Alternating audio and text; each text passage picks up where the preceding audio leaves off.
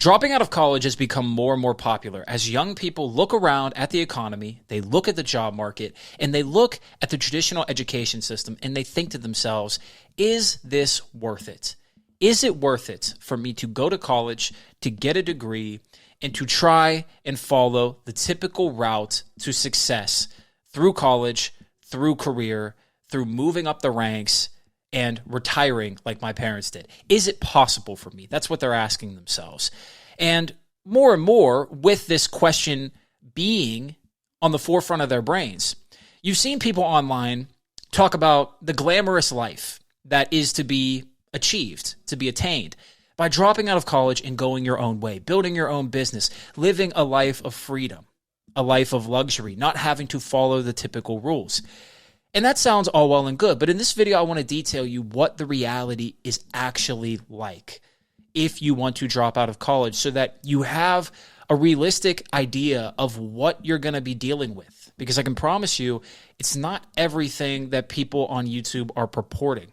Because, as you may have guessed by now, those people are either anomalies, they are the 0.00001 percenters that somehow made it for themselves, or have money that they're not telling you about from parents, from uncles, from aunts, family members, or they are simply liars. That's most of them. But in any case, as someone who has neither of those, I want to detail you the reality here. Because see, whenever I decided to drop out of college, I did it because I didn't see a future for myself in education. I was going to Slippery Rock University in Pennsylvania to be a history teacher because I loved history. I was fantastic at history. It was one of the only subjects I actually cared for, one of the only subjects I actually gave a shit about in high school, and I excelled at it. I consistently was top of the class. I got 5s on the ACTs. Every single higher test that I took, I was doing very well in history. And so I decided to go to college for it because I figured, well, I'm good at it. Might as well study it further because there won't be too much friction here. In any case, once I got to school, I found out that the path of a teacher is not that enticing, or at least it wasn't very enticing to me, because I saw that I was probably going to make shit money after coming out of school. I was going to have a lot of student debt because I don't come from wealth and I didn't have any sort of grants or scholarships. And so I didn't really see the point in continuing, especially since I was going to have to put in 10, 15, 20 years just to reach tenure, just to make a decent salary. And then at that point, I'd be in my 40s. I'd be close to 50. I didn't want to start enjoying my life then. So I figured I'd drop out, especially since I wanted to pursue my music career anyway. So in 2018, I decided to cut my ties with Slippery Rock University. I moved back to my hometown, and I got a job as a host at the Olive Garden. Yes, the Olive Garden. What a fantastic restaurant it is. The breadsticks are not mid at all, trust me.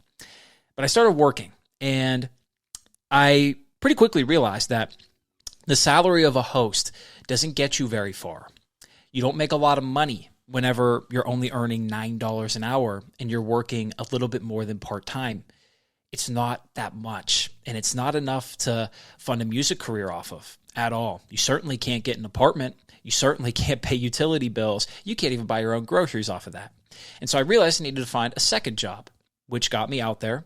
And eventually I found a job on the Macy's receiving dock. That was better. It paid me $11 an hour. I got to work as many hours as I wanted. So I worked 55, 60, 65 hours a week, just stacking bread.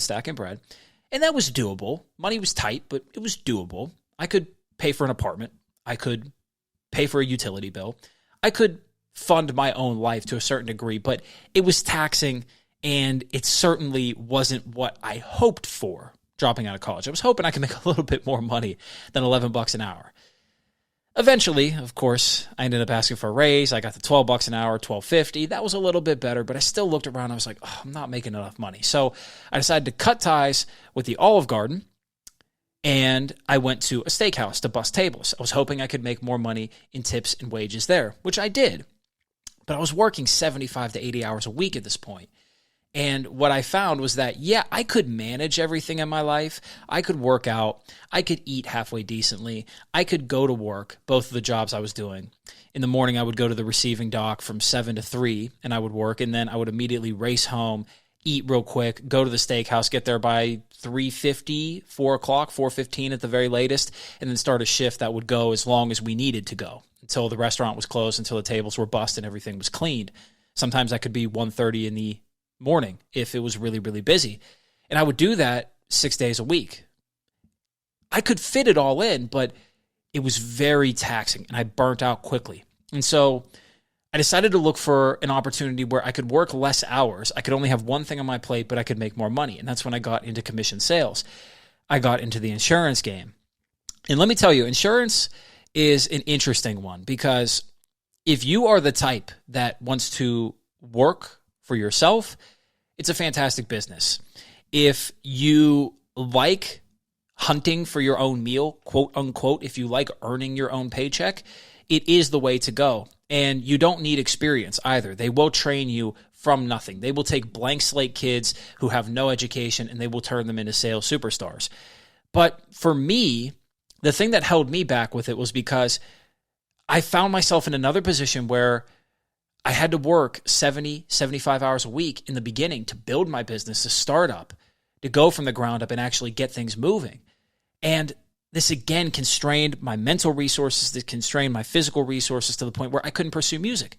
So I was trying to juggle these two things. I was trying to juggle the business that I wanted to be my ultimate career, music, with trying to make some money so that I could actually fund that business, right? I had to juggle these two things. And then, of course, whenever you drop out, you want to maintain some relationships. You want to hang out with friends sometimes. You want to be able to do some things. And it is a shock whenever you drop out and you realize, well, I got to support myself now. This isn't like school. This isn't like college. I don't have 5 days of classes, maybe a half day on Friday, have a class canceled at 1 p.m., and now I can start drinking. Now I can start smoking. Now I can start hanging out with friends all weekend long. I don't have to worry about my assignments because they're easy.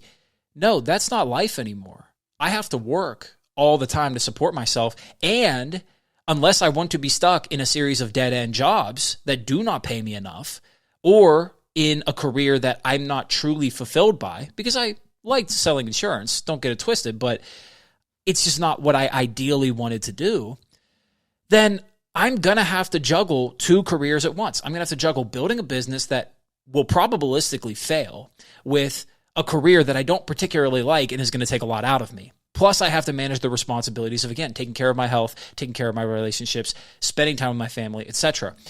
It's not all sunshine and rainbows, especially when you're me and you, at the time, have a pattern of self-sabotaging. That did not help me at all. And if that's you, you're going to have to overcome that. And it's going to be very difficult.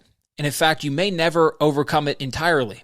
I don't know if it's actually possible to overcome it entirely.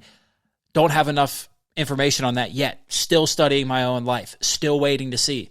But if you have that tendency, it's going to be even more difficult because when you feel this new stress on you, when you feel the stress of having to work 60, 65, 70, 75 hours a week, plus build a business that you don't know is going to succeed, plus try and hang out with friends, plus try and hold on to your old ways because you still have an emotional attachment to them, you might increase the chance that you blow up.